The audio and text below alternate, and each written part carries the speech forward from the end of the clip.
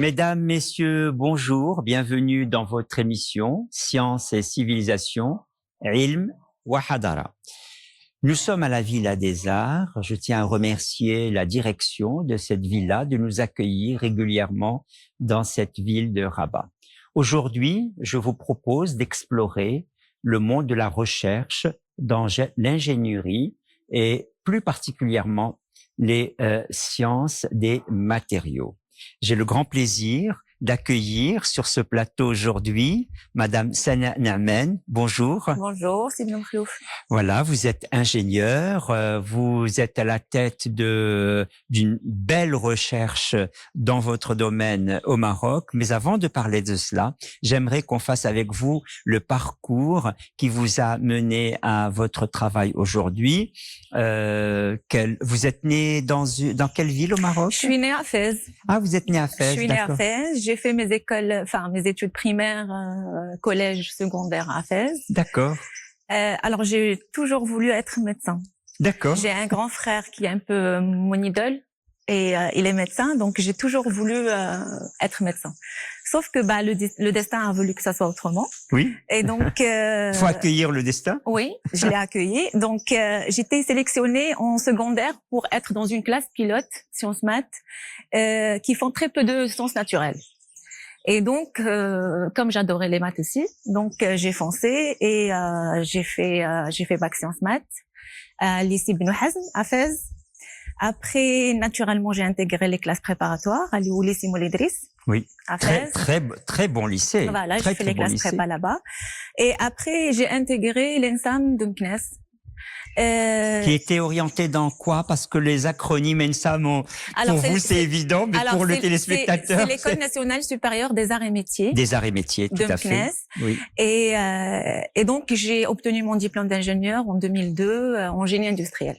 Et c'est une école polyvalente ou... Alors, c'est une école polyvalente, mais à tendance mécanique. À tendance mécanique, d'accord. À tendance mécanique. À tendance mécanique, d'où vous avez parlé de l'industrie. Et alors, forte de votre diplôme de Meknès, de cette école d'ingénieur, vous entamez encore d'autres études avec la mobilité qui concerne tout chercheur. Et qui consacre les chercheurs, la mobilité scientifique. Vous allez à Paris pour l'école des mines, pour un master. C'est ça. Alors, j'ai eu la chance, en fait, dans le cursus de l'école d'ingénieur, on a le projet de fin d'études qui consiste en un stage de 6 mois sur un sujet particulier. Et donc, j'ai eu la chance d'avoir une bourse à l'école des mines pour effectuer mon stage là-bas dans le centre des matériaux de l'école des mines. Alors, c'est un grand centre qui se situe à Évry. Et qui fait beaucoup de recherche appliquée. Il fait que de la recherche appliquée qui est orientée industrie. Donc, j'ai pu toucher de près ce que c'est la recherche pour l'industrie. Et c'est un centre qui m'a beaucoup marqué. Les chercheurs de ce centre, ils m'ont beaucoup marqué. Donc, j'ai voulu continuer l'aventure. Donc, je me suis inscrite en master spécialisé de l'école des mines de Paris. Alors, la notion spécialisée, master spécialisé, c'était des masters qui sont orientés marché, qui sont orientés industrie. Et non pas master recherche. Voilà, ils sont pas master recherche, effectivement. Et donc, j'ai fait un master à l'école des mines. Après... Les masters, c'est souvent, je vous interromps, les masters et les études, c'est souvent des rencontres. Là, vous vous dites, après votre stage, vous avez fait des rencontres déterminantes. Oui, qui m'ont marqué. Je tiens à le dire pour tous les jeunes qui nous regardent, que les rencontres sont véritablement des moments clés, pivots, pour orienter véritablement un parcours ou de recherche ou professionnel, ne pas négliger cette nécessité d'avoir des rencontres pour précisément booster en quelque sorte les motivations. Et puis des fois ça peut être même des révélations, c'est-à-dire que moi j'ai découvert la passion pour les matériaux parce que j'ai croisé des chercheurs qui font des matériaux et qui ont su faire passer la passion eux-mêmes de leur recherche. Exactement. Et vous vous êtes dit pourquoi pas. Pourquoi pas, voilà. Et donc après le master à l'école des mines, je me suis orientée vers un contrat de recherche à Montbéliard. Je sais pas si vous connaissez. Ah oui, très bien. Et donc là-bas à Montbéliard, il y a un grand site de PSA. Et Peugeot Citroën. Voilà, Peugeot Citroën. Et donc, mon travail consistait à faire des revêtements à base de chrome pour des pièces métalliques, pour augmenter leur résistance à la corrosion. Et donc, avant, on faisait en fait du chromage, ce qu'on appelle le chromage électrolytique, c'est-à-dire qu'on va tremper la pièce dans un bain avec le chrome. Et ce chrome, il y a le chrome 6 qui est très toxique. Et donc, il y avait une réglementation qui allait passer pour interdire ce type de revêtement. Et donc, il fallait chercher une autre alternative pour faire ce revêtement. Et donc, on faisait des revêtements à base par la PVD, en fait, des revêtements nanométriques en PVD. Vous avez prononcé un mot très important, revêtement nanométrique. Les nanotechnologies se sont beaucoup développées. Alors, on travaille à des échelles qui ne sont pas celles de la matière densifiée. On travaille à une échelle beaucoup plus, je dirais même microscopique. Atomique même. Atomique même, exactement, atomique même. Et plus on descend dans l'échelle de la matière, plus apparaissent de nouvelles propriétés, c'est cela? Exactement, ça apparaît de nouvelles propriétés et puis plus on a des fonctionnalités de traitement ou de revêtement qui sont exceptionnelles. Donc là, c'était vraiment pour remplacer une façon de faire avec une autre. Donc c'était vraiment sur la base de revêtement. Mais après, je me suis orientée vers pas les nanomatériaux. Je me suis orientée vers les matériaux et plutôt les matériaux métalliques. Oui. Et donc j'ai pu avoir une thèse à EDF. Alors thèse de CIFRE, je sais pas si. Il faut préciser aux téléspectateurs. CIFRE, c'est une convention industrielle. Oui. Pour la pour la recherche par la formation. Oui. Et donc c'est une grande entreprise comme EDF, Électricité de France, donc ils font accueille des chercheurs qui ont des contrats CDD avec l'entreprise. Oui. Et en même temps, ils ont une inscription dans un laboratoire commun. Commun à l'entreprise public, voilà, et à l'université. Exactement. Oui. Et donc pour avoir le diplôme. En fin de compte. Mais le thésard, il est basé chez l'industriel. Chez l'industriel. À 100%. C'est une formule mixte. C'est une formule mixte qui marche bien. Qui marche bien et qui permet l'insertion des doctorants après dans le milieu industriel. C'est ça. Donc, j'ai fait ma thèse à EDF et c'était en collaboration avec un laboratoire entre Paris 6 et l'ONERA. L'ONERA, c'est l'Office national des études et de recherche aérospatiale. Et donc, j'ai travaillé sur des matériaux, enfin les matériaux de la cuve des centrales nucléaires qui se dégradent par l'effet d'irradiation. Et donc, pour comprendre la dégradation, il fallait aller à des échelles, à différentes échelles. Donc, ça va de l'atomique jusqu'à la taille de la cuve. Parce qu'il faut savoir, c'est que les radiations dans un matériau métallique, ça crée c'est très nocif, ça crée des perturbations des atomes, ça secoue les atomes. Et donc, ça crée après des défauts. Et ces défauts, ils peuvent créer des fissures, etc., qui peuvent être très ennuyeux après pour la cuve. Donc, comme ça se passe au niveau atomique avant, enfin, oui. à une échelle atomique, mais le résultat, il est dans l'échelle de la cuve. Donc, il y avait un projet où chacun, il faisait une partie de la simulation. La recherche, c'est toujours de l'intelligence collective. Voilà. Et donc, moi, j'étais à l'intermédiaire entre l'élément fini et l'échelle atomique. Oui. Et donc, je prenais les résultats de l'échelle atomique pour faire mes simulations et donner mes résultats à l'échelle élément fini. Ça, c'était le travail de thèse. Ça, c'était le travail de thèse. Et l'intitulé de cette thèse? Alors, c'est la déformation plastique de l'acier de la cuve des centrales nucléaires. C'est ça. Voilà. En vue d'une meilleure durabilité des matériaux, parce que c'est quelque chose qui vous tient à cœur. Exactement. La durabilité des matériaux. Est-ce que vous pouvez nous en dire plus, aussi bien dans ce que vous aviez fait à Montbéliard au niveau des voitures que là au niveau des cuves spatiales? C'est toujours la question de des matériaux résistants, des matériaux qui sont moins susceptibles de se dégrader. Alors, vous l'avez bien dit, donc la durabilité, je veux juste revenir sur la durabilité. Par le passé, on entendait souvent matériaux durables. On prenait en compte l'aspect écologique. Quand on dit matériaux durables, tout le monde pense développement durable. Au développement durable. Alors que c'est pas le cas. Ou alors quand on cherche, par exemple, sur Internet, on cherche durabilité, on est toujours sur des matériaux de construction. Donc, pour le bâtiment, parce que il y a l'enjeu de la sûreté derrière. Alors que la durabilité, elle est devenue par nos jours, elle est devenue importante pour tout secteur d'industrie. Pour tout système mécanique, on peut avoir affaire à la durabilité qui peut se définir en fait comme son aptitude à résister à l'environnement, à son environnement de fonctionnement dans le temps et continuer à remplir ses fonctions avec le temps sans vieillir, sans se dégrader. Donc ça, c'est la durabilité en général. Maintenant, concrètement, moi, je travaille sur différents secteurs de la durabilité. J'ai commencé à Masser en 2012 avec la durabilité dans l'énergie solaire. Ah, alors je vous arrête tout de suite. Vous avez prononcé un mot très important, Masser. Avant de continuer sur la question de la durabilité des matériaux, je voudrais que vous présentiez cette fondation très importante. Masser est un acronyme pour Fondation marocaine pour la recherche, la science avancée et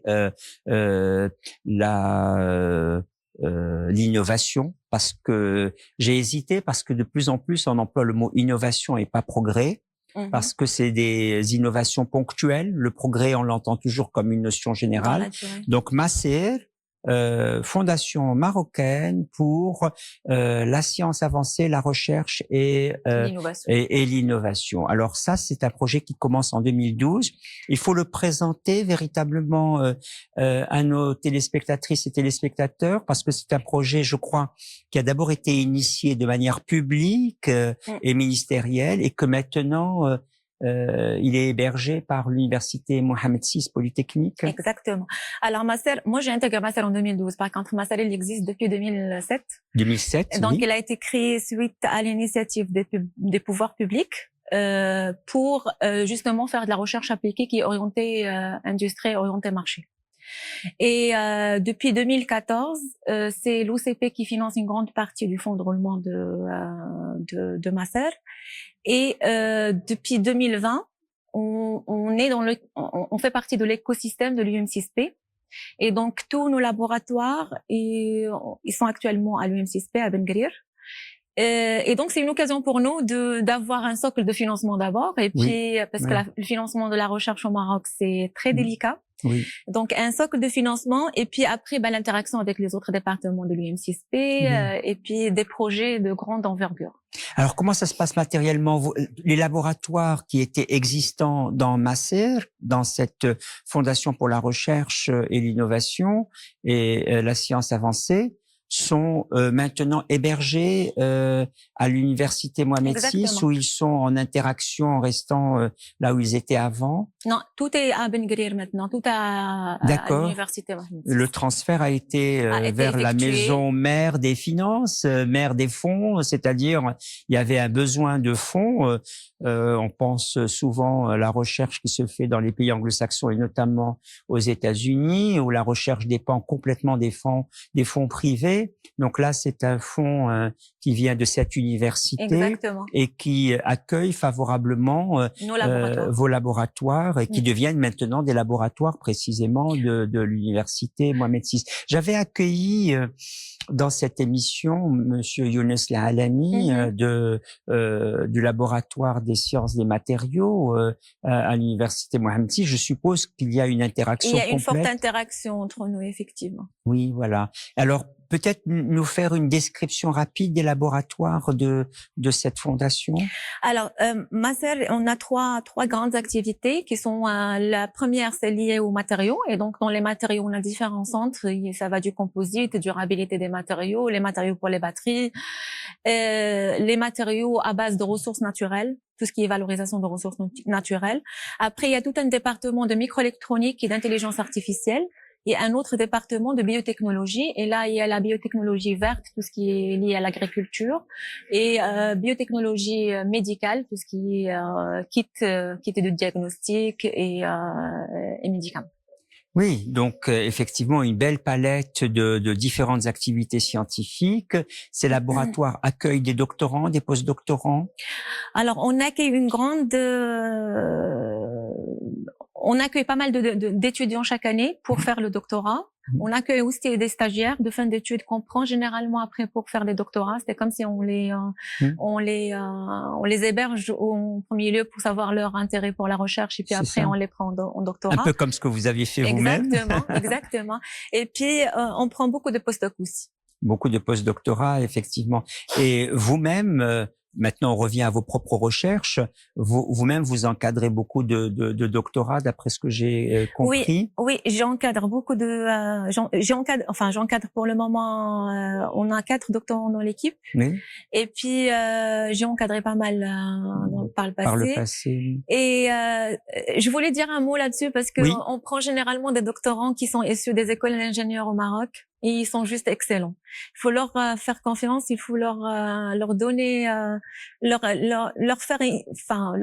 donner l'occasion d'innover. Et ils sont juste excellents. C'est un produit. Je suis d'accord avec vous. Moi, je connais pas mal d'ingénieurs qui sortent des grandes écoles marocaines, et il est vrai que vous avez dit un mot très important, la confiance. Faire confiance à un jeune, c'est tout de suite lui permettre de déployer complètement son esprit d'initiative, de responsabilité, et bien sûr, il aura à rendre compte, mais on ne peut pas considérer ces jeunes ingénieurs comme étant en quelque sorte manquant de quelque chose. Ils ont tout, mais ils attendent la main de confiance d'un père plus avancé dans la recherche. Exactement. Et puis on a l'avantage quand même à Master d'avoir des équipements qui sont excellents et qui sont vraiment bien pour l'avancement des thèses. Et du coup, si on a un tout petit peu de passion et on a la confiance pour innover et pour bien faire, les étudiants ils se lancent. Voilà, c'est ça. On a des bons niveaux dans nos écoles d'ingénieurs. Oui. Mais il faut la continuité, c'est-à-dire qu'une fois que la jeune ingénieure ou le jeune ingénieur termine leurs études à 23, 24 ans, il faut tout de suite des structures d'accueil. Et votre structure d'accueil est extraordinaire pour leur permettre ils ont besoin d'un relais. Oui. Avant le monde complètement professionnel, ils ont besoin d'un relais pour stabiliser leurs connaisses, pour les améliorer, les promouvoir, et vous jouez un rôle clé dans ce moment relais entre la sortie de l'école et le moment professionnel à proprement parler. Exactement, c'est surtout le relais dans la partie où les étudiants ils veulent continuer en thèse. Donc quand on les quand on les prend en stage, c'est déjà on leur donne la passion, on leur donne donc ils savent après si ils veulent continuer dans ce domaine ou pas. Exact. Et s'ils décident de continuer, c'est des bons éléments. C'est cela. C'est cela. Il m'arrive moi-même à l'université Mohamed VI de donner des cours à des jeunes ingénieurs en première année de doctorat, et je vois très très bien le profil dont vous parlez. On revient maintenant à la question qu'on a laissée en réserve de la durabilité des matériaux. Vous y tenez beaucoup, et donc si maintenant on l'articule aux besoins industriels et à la recherche appliquée au Maroc, ça donne quoi? Alors, elle peut prendre plusieurs facettes. C'est-à-dire que moi, concrètement, mes activités, j'ai commencé un master sur la durabilité des miroirs solaires. Alors, les miroirs solaires, ils sont utilisés dans la technologie du solaire thermique, qui sont l'interface entre le soleil et tout ce qui se passe après. Donc, les rayons solaires, ils vont venir frapper sur le miroir, ils vont se réfléchir sur un endroit, ce qui peut être un tube ou un point, où il y a un fluide caloporteur qui va chauffer par l'effet de la concentration de ces rayons. Et donc, le miroir lui-même, c'est la première chose que voit le rayon. Il faut qu'il soit performant. Donc, les miroirs solaires, ça présente 30% à peu près de l'investissement dans la centrale, parce qu'on parle de hectares de miroirs. Là, par exemple, la centrale Nour 1. Oui, très connue. Alors, on est sur 480 hectares de miroirs. Donc, 480 hectares de miroirs. Alors, j'ai intérêt à ce que ces miroirs résistent dans le temps, parce que la durée de vie d'une centrale, ça peut être plus que 30 ans. Donc, il faut qu'ils résistent plus que 30 ans. Alors, ce qui se passe, c'est que ces miroirs, ils sont à l'extérieur, donc ils sont soumis à différentes contraintes. Donc, il y a les UV qui vont nuire aux peintures. Il y a les vents de sable, parce que ces centrales, ils sont le plus souvent installées dans des régions qui sont arides. Et donc, on a des vents de sable. Donc, le sable, s'il est agressif, il vient frapper sur le miroir, il va créer des petits points d'impact. Et donc, ces petits points, ils vont réduire la performance du miroir. Il y a, pour les centrales, par exemple, qui sont utilisées pour le dessalement de l'eau de mer, où ils sont installés à côté de la mer. Et donc, forcément, on a du sel, on a de l'humidité. Donc, ils vont se corroder. Donc, on a pas mal de dégradations qui peuvent surgir sur un miroir utilisé pour le CSP. Alors, l'idée, c'est d'étudier, en fait, différents types de miroirs pour l'adapter à un site donné. Donc, on fait ça avec Mazen pour des nouveaux sites avec Mazen. Il faut préciser. Alors, c'est l'agence marocaine d'énergie solaire et renouvelable. D'accord. Et donc, l'idée, quand on dit agence, on dit tout de suite opérationnalité. Voilà. C'est-à-dire, c'est une agence, ça veut dire qu'elle est au cœur des fonctionnalités. Exactement.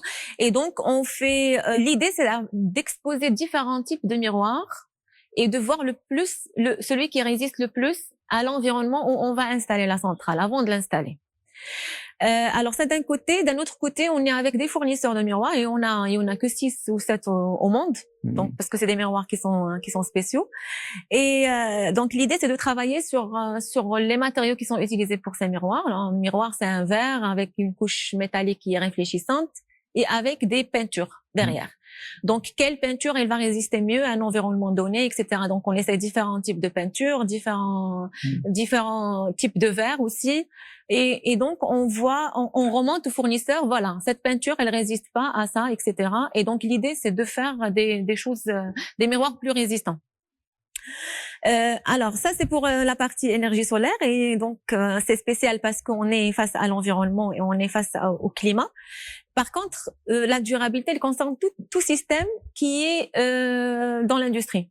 Donc on peut avoir affaire à la durabilité et comme c'est un système, mais la solution, enfin c'est la durabilité du système, mais la solution se trouve généralement dans le matériau. Donc, parce que le système, c'est un matériau qui est façonné d'une manière, mais qui travaille dans un environnement. C'est cela. Et donc, l'environnement, des fois, il peut être très agressif, comme dans le cas des acides, etc. Et donc on est en interaction. Il n'y a pas que la nature du matériau, c'est le matériau dans son rapport à l'environnement. Dans son rapport, voilà. Et donc on s'intéresse à tout système, dans tout type d'industrie qui peut se dégrader. Donc, ce qu'on fait au départ, c'est vraiment comprendre pourquoi il s'est dégradé. Donc, si on va pas, pour les aciers typiquement, si on va pas aux échelles atomiques, on va pas comprendre ce qui se passe, parce que il n'y a pas que la chimie du matériau qui va nous dire. Il y a l'élément élémentaire. Voilà, il y a par exemple les aciers, c'est la présence de défauts qui sont à l'intérieur, qui vont faire qu'un matériau, il va être dur ou pas. Oui. Donc, j'ai besoin de savoir ces défauts. Ces défauts, ils évoluent au cours du temps. Donc, j'ai besoin de savoir comment il évolue et comment la résistance mécanique de mon matériau, il va évoluer au cours du temps. Donc, il faut comprendre. D'abord, toute étude de la durabilité, on passe par comprendre les mécanismes de dégradation. Après, l'industriel en face, il attend des solutions. Il attend pas juste qu'on comprenne. Oui. Donc, nous, on propose des solutions derrière. Donc, que ça soit des recommandations pour une meilleure utilisation. Après tous les essais que vous avez faits, votre choix doit se porter sur un matériau spécifique que vous jugez devoir résister un peu plus que les autres. Exactement. Soit on fait un autre choix de matériaux, soit on prend leur matériau puis on fait des traitements sur ce matériau pour qu'il résiste plus, soit on développe carrément des matériaux. Et donc là, on est sur des projets forcément de longue durée. Oui. Et puis on a besoin d'un consortium pour faire ce genre de projet. C'est-à-dire il y a les aciéries, les fonderies en face, parce on peut développer au niveau laboratoire, mais il y a le passage vers la production à grande échelle de production, voilà, qu'il faut travailler aussi. Et donc qui impose aussi leurs contraintes. Et donc, on travaille en consortium avec et les aciéries et les fonderies, et après les utilisateurs de ces matériaux. Je vois. Donc, pour faire quelque chose de nouveau. Oui, oui, oui. Donc, effectivement, vous partez sur les miroirs solaires qui est votre champ de prédilection, mais après, bien évidemment, vous rayonnez, sans jeu sur les mots, sur plusieurs autres domaines qui sont impliqués dans cette question de la durabilité des matériaux. Oui. Oui, la durabilité, ça s'attache à tout système en fait. C'est finalement générique. C'est générique, voilà. C'est générique, mais quand on vous entend, on voit que la prise en compte des environnements est essentielle. Ça me fait penser, si vous voulez, à tout le développement de la robotique, parce que la robotique, c'est véritablement un robot qui agit compte tenu de son environnement et il capte par ses signaux des éléments de son environnement pour pouvoir précisément proposer des tâches spécifiques. Alors, est-ce que ce domaine qui est le vôtre est susceptible de robotisation ou ce n'est pas vers ce cheminement-là que vous travaillez? Non, pas sur la robotisation, mais on travaille sur des ce qu'on appelle les bandes de test. Oui. Qui peuvent être instrumentés de la même manière que sur les robots. Et donc, ces bons de test, ils vont reproduire exactement ce qui se passe dans l'industrie. C'est comme une simulation. C'est comme une simulation, parce que quand on fait le choix, par exemple, l'industriel, quand il va choisir un matériau pour une pièce donnée, il va donner un cahier de charge au fournisseur et le fournisseur, il va faire des tests qui sont normalisés. Alors, il y a des tests mécaniques, des tests chimiques, etc. Électrochimiques, etc. pour juger qu'un matériau il va faire l'affaire. Alors, ce qu'on voit dans la réalité, c'est que ces matériaux ils résistent pas, parce que en fait il y a une grande synergie entre les phénomènes de dégradation qui vont faire que un matériau il va pas résister à l'interaction entre les phénomènes. Il reçoit des coups de partout. Il reçoit des coups. Alors, par exemple, s'il est érodé, il va être sujet plus à la corrosion, ou alors s'il est corrodé, il va être sujet plus à l'érosion. Enfin, ce genre de. Et donc, ce qu'on fait, c'est que vraiment, on fait des bancs de tests qui vont reproduire exactement la réalité, pour que je puisse moi choisir un matériau que j'essaye dans ces bancs et dire vraiment qu'il va résister. Ah oui, oui. Le temps passe extraordinairement vite avec vous. On est déjà à la fin de l'émission. Peut-être un mot encore sur tout ce relais que vous organisez autour de cette fondation pour la recherche. Elle fonctionne avec un comité, elle fonctionne avec une surveillance scientifique au-delà des laboratoires en place à l'UM6P. Alors, au-delà des laboratoires, on a bien entendu un conseil scientifique qui regroupe pas mal de grands scientifiques autour du monde, et on fait un état des lieux chaque 6 mois pour justement pour les orientations futures. Pour orientation, exactement, par rapport à ce qui se passe au Maroc, par rapport par rapport aux industries du Maroc, etc. Oui, alors effectivement, vous savez, cette émission s'intitule Science et civilisation, et donc il y a toujours ces enjeux sociétaux, et on a bien entendu aujourd'hui, et je vous remercie vivement, que vous avez à cœur la recherche appliquée, vous avez à cœur les besoins industriels du Maroc, vous avez à cœur de faire que toute la science dans laquelle vous êtes impliqué puisse être profitable dans la durée.